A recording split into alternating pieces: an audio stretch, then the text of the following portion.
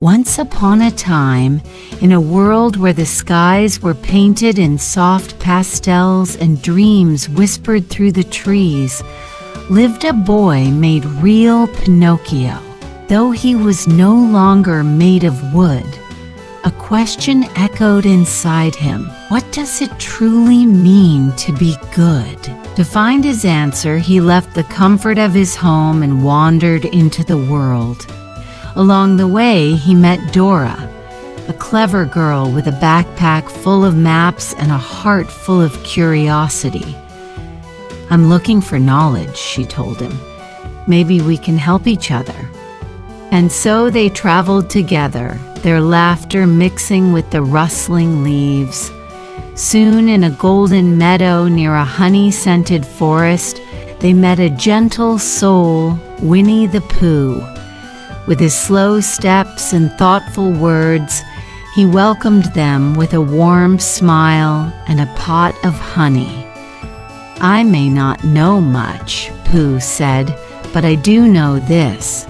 When I help others, my heart feels lighter. Maybe that's a kind of magic." The trio became inseparable. Each day brought a new path, a new face, a new lesson. But their greatest challenge came when they reached a village shadowed by silence. The colors were faded, the air heavy. Children sat alone. Adults passed each other without a word. Dora asked an elder what had happened. "People stopped trusting each other," he said. "They stopped believing in kindness." Pinocchio felt the old question stir inside him again, but this time he knew what to do. Together they brought light back to the village through stories, games, honey, and hope. Slowly the people remembered what it felt like to smile, to care. That night, as flames danced and stars blinked above, Pinocchio whispered, "I think I'm finally beginning to understand." Dora nodded. "The answer was always with you in your choices." Pooh added, "Goodness doesn't need to be loud. Sometimes it's as soft as a shared sandwich or a kind word." But their journey wasn't over. Days later, they reached a bustling city filled with noise and flashing lights. There, kindness was harder to find. People rushed, eyes on screens, hearts behind walls. At a crowded crosswalk, a small child dropped her stuffed bunny.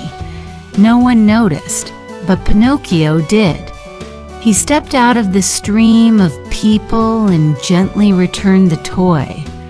The child smiled, a bright, honest smile that glowed like a sunrise.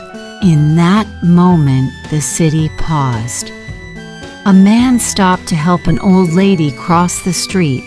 A woman gave up her seat on the bus. Someone picked up litter from the sidewalk, all because of one small act. The ripple had begun. Dora looked at Pinocchio. "You don't need to change the whole world," she said. "You just need to light one candle. The rest will follow." From village to city, forest to sea, the three friends continued. They planted gardens in forgotten corners. They repaired broken benches. They told stories under moonlight, and everywhere they went, people listened. They remembered. Because kindness, like a song, never truly disappears. It waits in silence, ready to be sung again. And Pinocchio, the boy who once wanted to be real, had found his answer not in being perfect, but in being present. The voice within, quiet and true, had guided him home.